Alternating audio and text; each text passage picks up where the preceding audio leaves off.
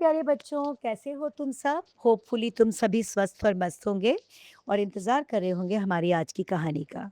तो बिना देर करे शुरू करते हैं आज की कहानी। बच्चों, मैं आपके लिए बहुत सारी ऐसी कहानियाँ लेकर आ रही हूँ, जिसमें हम ये समझ पाते हैं कि जिस चीज़ को हम अपने लिए एक उलझन समझते हैं, सिरदर्दी समझते हैं, उसी को अगर क्रिएटिव माइंड के साथ देखा जाए तो सॉल्यूशन उसी में छुपा होता है। ऐसी कई पर्सनैलिटीज़ हैं जिन्होंने इस तरह से संभावनाओं को खोजा। तो हमारी आज की स्टोरी भी इसी तरह की है। तो एक छोटे से गांव में रामू नाम का एक गरीब किसान रहता था। उसकी जिंदगी खेतों और मेहनत के इर्द गिर्द ही घूमती थी। सुबह सूरज निकलने से पहले खेत में जाना, शाम को थक कर लौट आना, बस यही उसका रोज का जीवन था। रामू के पास थोड़ी सी जमीन थी, लेकिन वो ज्यादा उपजाऊ नहीं थी। वह उस जमीन पर गेहूं या धान जैसी अच्छी फसलें पैदा नहीं कर पाता था। बस एक खास तरह की लंबी पतली घास उगती थी, जिसे वो काटकर जानवरों के चारे के रूप में बेचता था। इससे इतना ही पैसा मिलता था कि जैसे तैसे घर का खर्च चल जाए। रामू का बेटा था अर्जुन।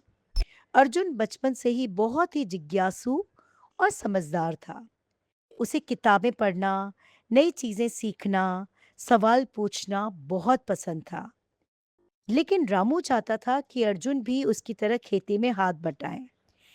एक दिन रामू ने कहा, बेटा, अब तुम बड़े हो गए हो, पढ़ाई लिखाई छोड़ो, मेरे साथ खेत में काम करो, यही हमारा असली काम है।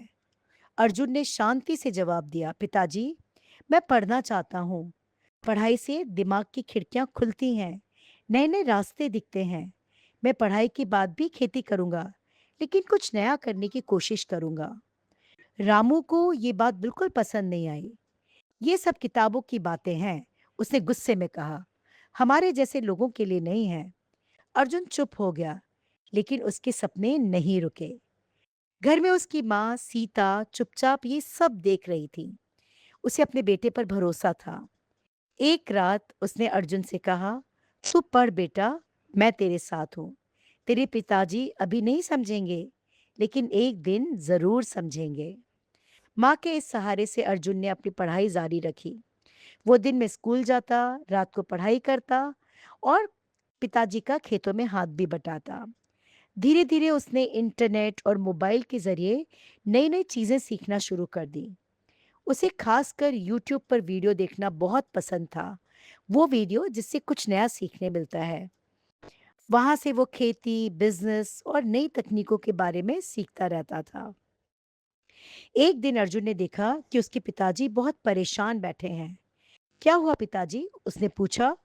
रामू ने भारी मन से कहा, इस जमीन में कुछ नहीं होगा बेटा, बस ये घास उगती है और इससे इतना कम पैसा मिलता है कि जिंदगी चलाना मुश्किल हो गया है। अर्जुन ने उस घास को ध्यान से देखा। वो घास लंबी, खोखली और बिल्कुल स्ट्रॉ जैसी थी। उसी रात अर्जुन ने इंटरनेट पर सर्च करना शुरू किया। उसने देखा कि दुनिया भर में प्लास्टिक स्ट्रॉज पर बैन लग गया है, क्योंकि ये पर्यावरण को नुकसान पहुंचाते हैं। फिर उसने पढ़ा कि प्लास्टिक स्ट्रॉज लैंडफिल में सालों तक पड़े रहते हैं। पेपर स्ट्रॉ जल्दी खराब हो जाते हैं और पेपर स्ट्रॉ बनाने के लिए फिर से पेड़ों को काटा जाता है। लोग जब इको फ्रेंडली विकल्प ढूंढ रहे हैं, तो अचानक अर्जुन के दिमाग में एक चमक आई।